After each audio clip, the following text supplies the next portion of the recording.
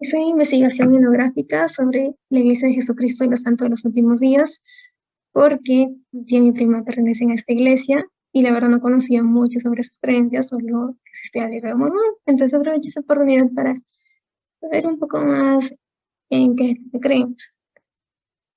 Les voy a comenzar con una descripción, después sobre las técnicas que usé, y luego los hallazgos y finalmente por qué es que las relacioné con ciertos autores. La principal diferencia diría que son los apóstoles, pero bueno, la iglesia Sud se fundó en 1830 por Joseph Smith, cuando él recibió revelación divina, entonces el evangelio se restauró. Después, también, aparte de los apóstoles, tienen a los élderes, y ellos siempre van como dos en dos para apoyarse uno al otro, también son los misioneros, ¿no? Y ese es el logotipo de la iglesia, donde están las escrituras, las revistas, los folletos de la iglesia.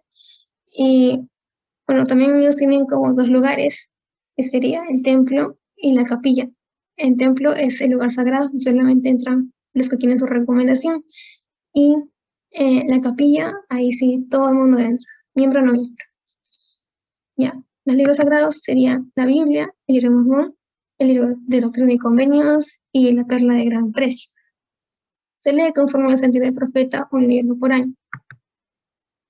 Después, la organización, a la cabeza sería Russell Nelson, y después tiene sus dos compañeros que conformarían la primera presidencia. Después estarían los apóstoles, luego los 70 con su presidencia de 7. Después estaría el presidente de estaca, que es el que lidera varios barrios, luego el obispo, que es el que lidera un barrio, y luego también tiene sus instituciones como la Sociedad de Socorro, mujeres jóvenes, primaria, la escuela dominical y los hombres jóvenes. Cada uno tiene su presidencia. Después tienen sus convenios o ordenanzas, que sería la fe.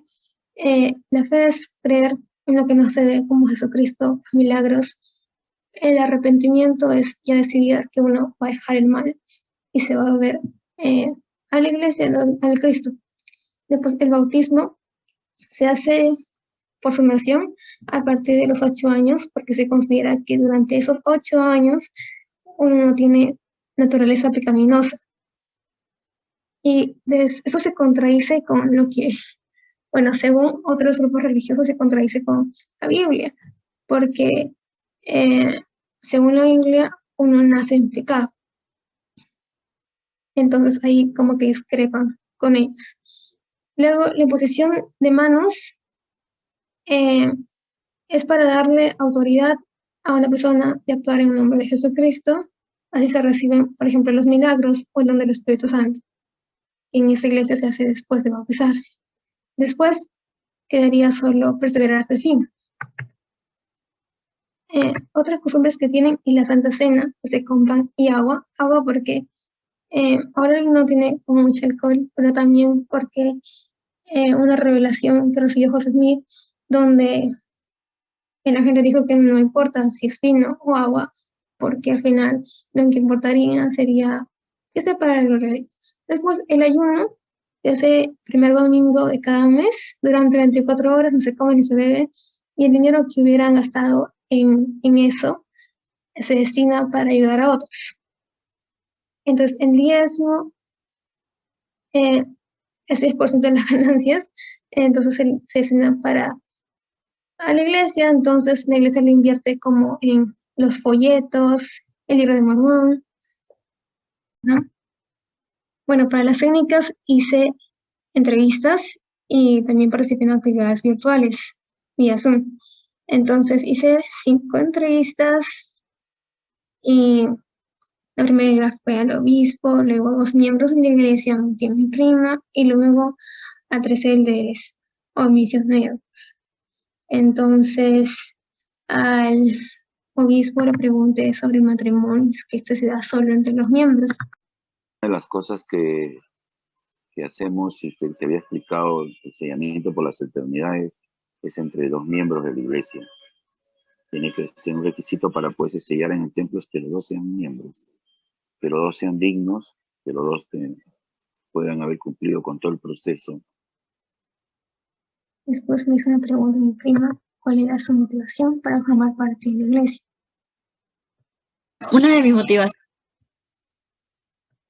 es poder seguir a Jesucristo, a mi Salvador, tratar de llegar a ser como Él, esforzarme mucho, y también mi motivación personal es mi familia. Luego le pregunté a los senderes si en el cielo iban a ser santos como Dios. Ese es el propósito de Dios. Yo sé que Dios quiere que todos sus hijos algún día lleguemos a su presencia y un día podamos llegar a ser como Él. Por eso estamos aquí en la tierra, para crecer, progresar, cambiar, mejorar y seguir el ejemplo de Jesucristo. Por algo el Señor un día dijo, por tanto quisiera que fueseis perfectos, así como vuestro Padre que está en los cielos es perfecto. Después, en las actividades virtuales, participé en la obra misional, que es una actividad para jóvenes. Duró unas 2 horas y comenzó con una sesión de preguntas y respuestas a 3 élderes. Después, 12 misioneros compartieron sobre su experiencia. En el hermana Yuriko dijo que el evangelio sigue siendo lo mismo en todo el mundo, porque ella la juntaron con otras 200 hermanas para predicar. 200, ajá. Y después, un ex misionero habló sobre que el misionero es para servir, ¿no? O sea, no debería importar al lugar donde es asignado. Y después ya hicieron las dinámicas, jugaron marcado, adivinar la palabra y demás. Y al día siguiente había la escuela dominical, comenzó con los cánticos, cantaron himnos. También el presentador hizo invitaciones a las actividades de la semana, dominicales, de cocina y sobre la graduación del seminario.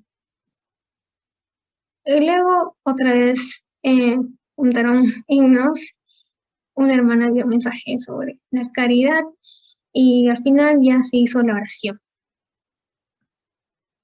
Esa noche había otra actividad, la noche de orar para Haz.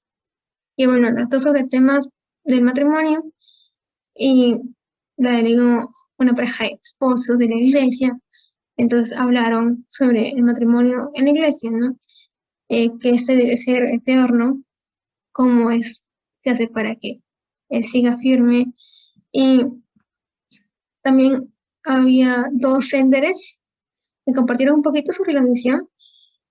Y bueno, al principio ellos comenzaron con los juegos. Y al final el mensaje para que se queden con eso.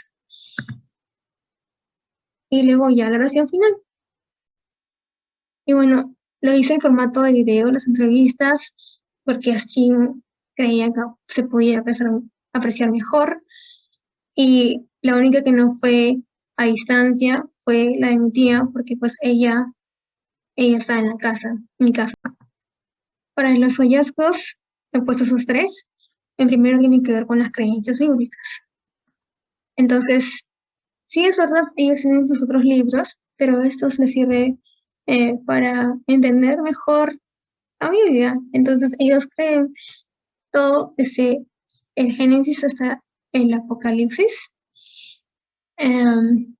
Entonces, también creen en la expiación de Jesucristo. Y si creen en el Apocalipsis, pues también creen en el juicio final, como me dijeron los líderes, que es cuando Jesús va a separar a los impíos de los puros y cada uno va a ser mandado a su lugar asignado, ¿no? Entonces, ellos no lo entienden de esta forma, ¿sí?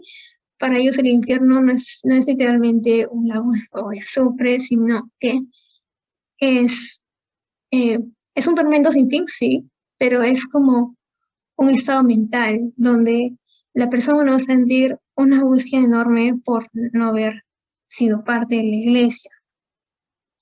Y después el cielo lo interpretan como un lugar bello, hermoso, un paraíso, al cual todo miembro de la iglesia aspira a ir, no porque allí va a estar Jesucristo. Después, la iglesia cree que el hombre fue creado con un propósito, entonces este es el que el hombre tiene que ser santo para ser digno de entrar en el reino de Dios. Y aquí están unos versículos que dicen que el hombre tiene que ser santo.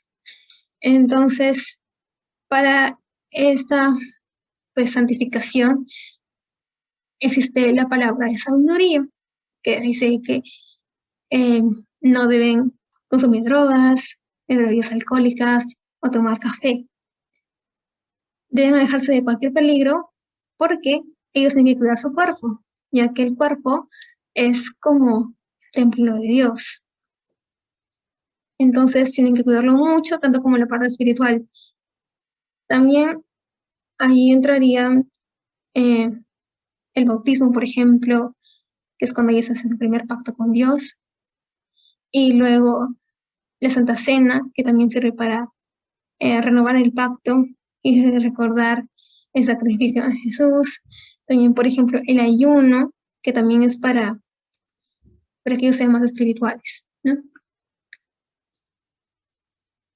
Luego, ellos creen que el matrimonio no se acaba con la muerte, sino que es eterno. Entonces, por eso hacen ensayamientos en el templo.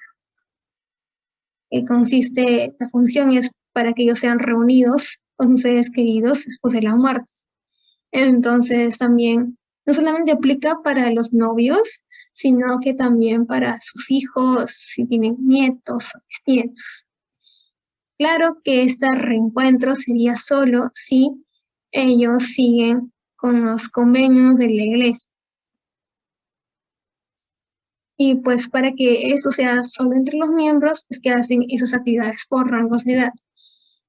También, como es en el templo, obviamente solo sería entre los miembros de la iglesia, porque el templo es un lugar santo y solamente entran los que tienen su recomendación y pasan por todo el proceso. También tienen la entrevista con el obispo, por ejemplo. Bueno, las actividades que se han podido pasar a lo virtual, como la escuela dominical, siguen, pero, por ejemplo, el sellamiento por las eternidades, eso es en el templo, el bautismo también, pues no, tampoco se podría porque el templo es un lugar sagrado, entonces no se podría grabar lo que sucede en él.